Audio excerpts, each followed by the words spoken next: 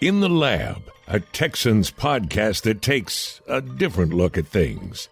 Drew Dougherty and John Harris have their lab coats and goggles on, and the Bunsen burners burning. Here's Drew. Hey there, welcome into In the Lab. This is a work in progress, and this is something that is making Tyler Marcotte's skin absolutely crawl because, hey, I'm Drew Dougherty, you're John Harris. We're down here in the Tour Theater, and the guys are, Tyler Marcotte, Mitchell Moreland, the guys are getting set up for a shoot for Texans 360. That's the TV show that I host. You've been on it a bunch of times.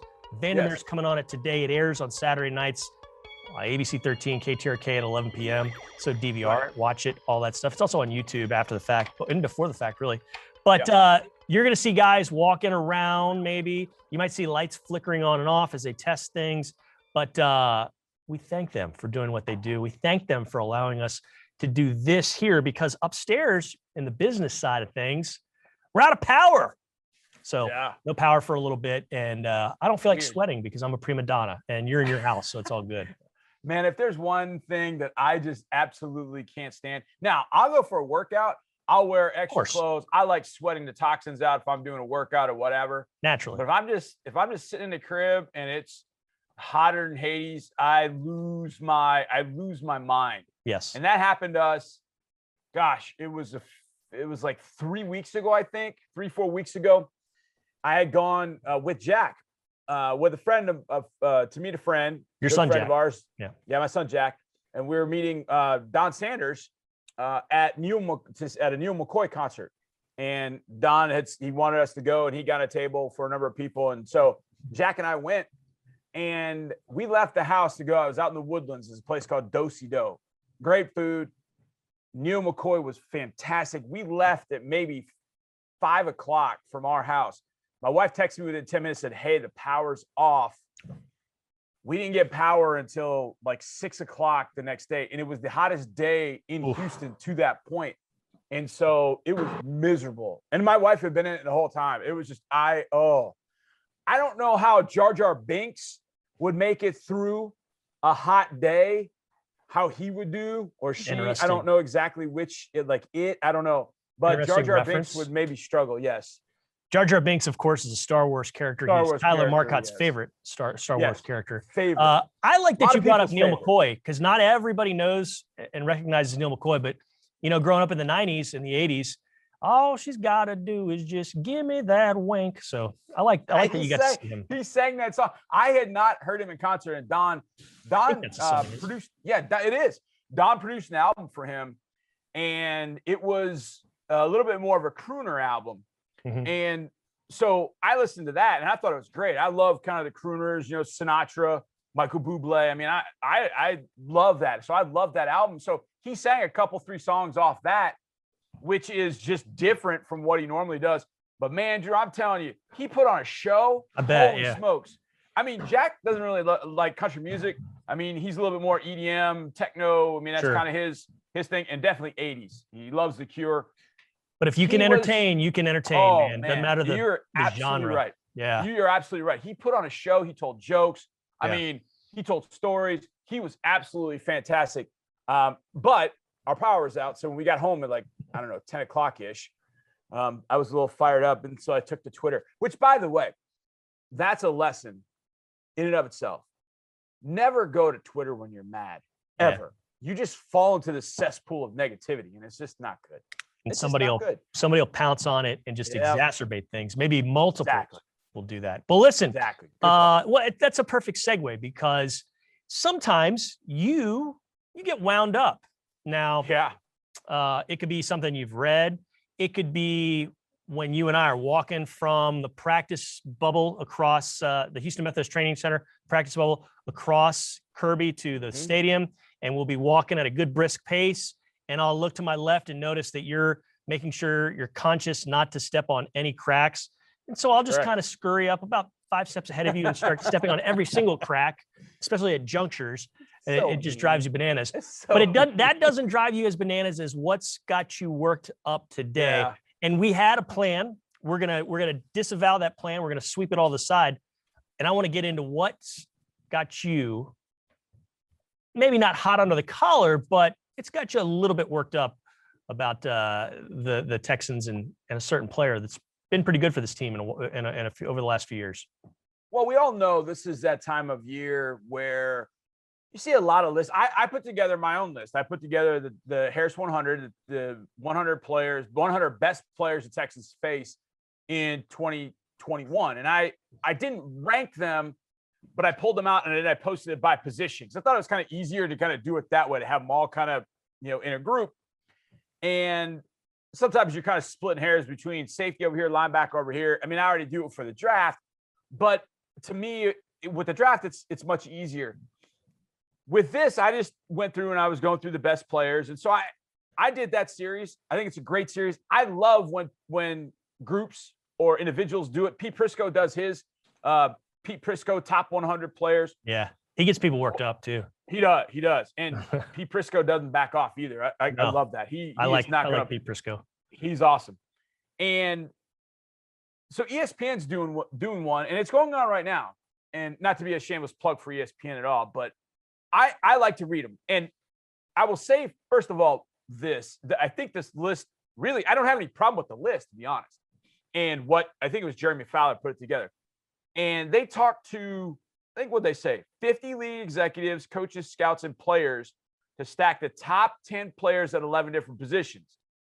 Edge rushers, interior D-line, corners, safeties, offensive tackles, interior offensive line, quarterbacks, running backs, wide receivers, tight ends, and off-ball linebackers. And that one was posted today. And so thinking about the Texans in 2021, I'm thinking, okay, what players of the Texans could end up being on those lists? And I think, okay, Laramie Tunsil at offensive tackle, I think he's got a good chance of being on that list.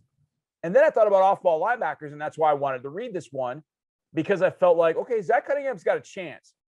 And so two things really kind of hit me as I went through this list. The first one was looking at the 10 that they came up with. And it's led by Devin White, who was phenomenal in the playoffs last year for the Tampa Bay Buccaneers. His teammate, Levante David, comes in number 5. Thankfully, the Texans don't face those two guys this year.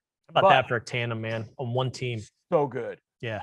But we do face number 2, Fred Warner, San Francisco 49ers. We do face number 3, Bobby Wagner of the Seattle Seahawks. Yep. We face number 4 twice, Darius Leonard of the Indianapolis Colts. Psycho. And we also face Tremaine Edmonds, number 8, the Buffalo Bills. And this one is, I was like, I've always been a Miles Jack fan. I would not take Miles Jack as a linebacker right now over Zach Cunningham, but Miles Jack comes in at number 10. Why are you worked up then? Well, what's going on? So what's got you worked up? Well, first of all, facing those linebackers is going to be, this running game. You and I have talked about this a lot, Drew. This Texans running game it's going to be, I think, in the spotlight. It's going to be under a microscope. It's got to be better. This team doesn't need to turn into 1975 Oklahoma and run triple option. That's all they do, and pile up yards and can't throw it. They've got to provide some balance, though. They've got to take some of the heat off. More than likely, Tyrod Taylor, maybe David Smith, whoever's playing quarterback. They've got to take some heat off. They've got to establish the line of scrimmage. It's going to be difficult against linebackers like that. So then I went to linebackers also receiving votes. Guys like Patrick Queen, Baltimore Ravens, Dante Hightower's coming back off after an opt-out. Devin Bush, Steelers, absolutely. Deion Jones probably would have made my top 10 just because how athletic he is. Joe the Show Schobert, Jacksonville Jaguars, who did a pretty good interview with NFL Radio the other day. Had some good things to say about Trevor Lawrence, which made me want to puke. Zach Cunningham got some votes on this, and I thought it was pretty interesting. And for each guy, because they had reached out to executives and scouts and coaches, et cetera, they have a quote on each guy. It says, for Zach Cunningham, has a lot of strengths, length, size, productive. And this is where I about hit the roof, but not physical enough. And I read that. I was like, whoa, wait, rewind. And I went right straight to I read that absolutely dead on, but not physical enough. Time out. Okay, when I think of Zach Cunningham, my lasting memory of him has been over the last 2 or 3 years. I don't know if it's taught this way, and I don't know if he's doing stuff that like you fundamentally are not supposed to be doing, but it's like he stands up and just throws a guy by his upper body down to that looks like it's a hard thing to do. I mean, to Very me, hard. and that seems like you got to be pretty physical to do that. Sorry to interrupt. Go ahead. No, you hit right on it. I mean, that's part of it. Derrick Henry was on, I think he was on the Bussin' with the Boys podcast. That's Taylor Luan and Will Compton. They do a podcast from a bus. Mm-hmm. And somehow the topic of Zach Cunningham came up, and Derrick Henry was talking about it and said, yo, Zach Cunningham doesn't get enough credit for what he does. And he was kind of breaking him down. It was awesome, actually. Yeah. But the thoughts that I have about Cunningham go back to 3rd and 1 in 2018 against Zeke Elliott. One of the bigger power backs, one of the better power backs in the league. And Cunningham stones him at the line of scrimmage at 3rd and 1, forces a punt, hop spins happens a few plays later, Texans win in overtime. 4th and 1 a few weeks later against the Tennessee Titans, down on the goal line. He blasts the Anthony Ferkser. The tight end run that they. Oh, Luke Stocker. Luke Stocker. Yeah. Little short run. Mm-hmm. Lamar Miller takes it to the house the very next play after that 4th and 1. Going to Tennessee in 2019, down on the goal line, they throw a ball at Kari Blasingame, and Blasingame turns up, and it looks like, oh, he's going to score. This is the point. And he gets blasted. I mean, blasted by Zach Cunningham. I mean, I don't know how many times I've seen Derrick Henry get into a hole, not as much the last couple of years, but get into a hole, and Zach Cunningham is there and faces him up. Bang. I mean, form tackles him. And an NFC coach. Now, of course, it's NFC coach. And so that was the one thing that got me. I was like, so much of a lot, even stuff that's out there, you see it from an NFC coach or the other side, or, you know, this guy focuses on just quarterbacks. Which, to play devil's advocate, I suppose can happen. You only see a guy once, and maybe he doesn't have the best of game. And last year he sees a game. I mean, I don't know who really shone last year on defense for the Texans. And maybe he's basing it off that. If so, okay. But yeah, the bulk of his career, I would never label that guy as not physical. And I would say the first probably, I don't know, 5-6 games maybe.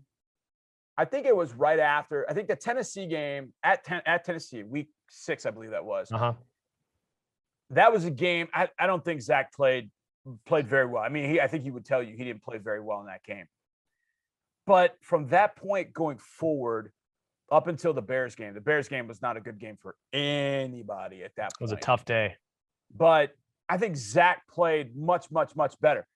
And I tweeted earlier, I just said, look, Zach's not perfect, not by any means. And there's some really good. I wasn't saying Zach should be in the top 10, but he's got things that he needs to work on, no doubt. But the last thing I would say on that list, like if you list all the different things you want a linebacker to be, physical being a top, he knocks that off the list. That's the last thing that he would need to improve on. Play recognition, staying disciplined, you know, pass drops, staying in coverage without being grabby or holding. You know, there's some things he's got to work on. But not being physical, that's not one of them. And I think, Drew, and I think this is where it kind of leads into this discussion point, and that is this linebacker group in 2021, it's got a lot of pieces that are unknown to Texans fans. A lot of pieces unknown to us. I mean, we've seen them as opponents, but as long as 41's in the middle of that, whether it's a Mike Backer or Will, whatever, however that's going to fit the best. I think it's probably Mike is the best, but we'll see. As long as 41's sitting there in the middle, I'm going to feel pretty darn good about what that run defense is going to be, as long as the guys up front can protect him better than they did last year. Yeah, and you know, Luv Smith, he's the defensive coordinator now. He was very effusive in his praise of Zach Cunningham. And you know, this is a regime. This is, you know, and really over the last 10 years, they're kind of hesitant to call out and single out individual players and, you know, say good things about him. Luv Smith said good things about Zach Cunningham and is looking forward to having him as one of the leaders in that defense and having him. And that's a guy, Luv Smith, who's seen great linebacker play. I mean, think about it. Coached 2 Hall of Famers in Urlacher, Derek Brooks, Lance Briggs, no slouch either. I mean, that's 3 guys right there. That's quite a trio of linebackers. Coached him as a coordinator, coached him as a head coach. I mean, he's been around him and seen him in various capacities. But, you know, I'm going to roll with Luv Smith. He knows what he's talking about when he sees linebackers, and he seems to be pretty excited about Zach Cunningham for this year and beyond. Yeah, absolutely. And I actually like the mix of what's there at linebacker. Zach's in that mix. There have been players that obviously came over. You interviewed Camus Grugier-Hill. Yeah. How does he fit into this? KPL, Kevin Pierre-Louis, how he fits into this mix. Yep. A lot of veterans at that particular position. But Zach Cunningham driving the bus, I feel good about those guys fitting around him. Mm-hmm. Neville Hewitt from the New York Jets led the Jets in tackles in 2021. You talk about a lot of tackles between Neville Hewitt and Zach Cunningham over the last year. Now, I've said many times, the tackle stat will be sort of doesn't tell the full story, if you will. Doesn't always lead to something great. Like, wait a second, why does this guy have 160 some odd tackles? But at some point, you look at it and say, okay, this guy knows how to find the football. You put them together, and hopefully that ends up helping this run defense. It does start up front. The guys up front have got to be able to do their job. But I feel like the linebacker crew is going to be a little bit better than people anticipate, for sure. Well, we'll get to see that firsthand in like less than 3 weeks, 4 weeks, really. It's coming. We're July 7th, man. Happy San Fermin Day to all you folks out there running the bulls in Pamplona, Spain. Yeah, it's July 7th. So, John. Oh, is it running of the bulls on July 7th? There was a song. I learned it in Spanish class. It was Uno de enero, dos de febrero, tres de marzo, cuatro de abril, cinco de mayo, seis de junio, siete de julio, San Fermin.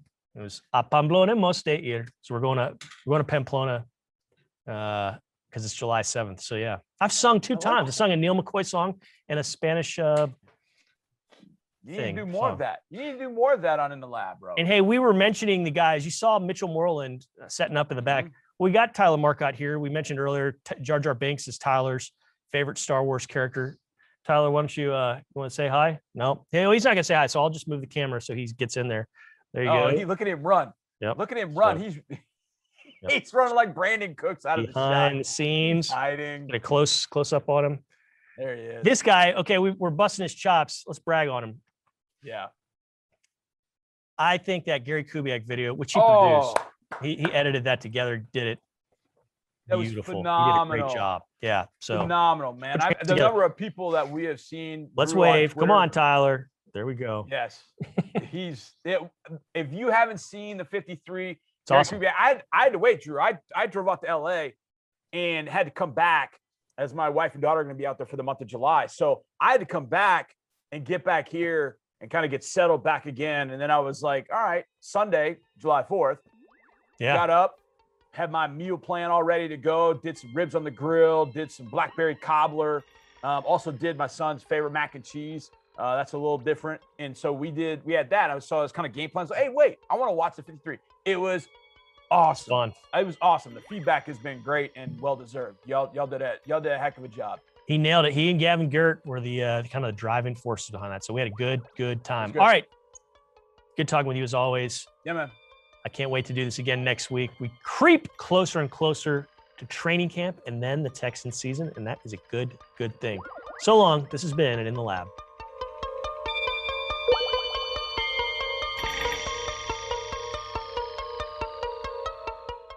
Thanks for watching. Subscribe to our channel and ring the bell to know when we post new content.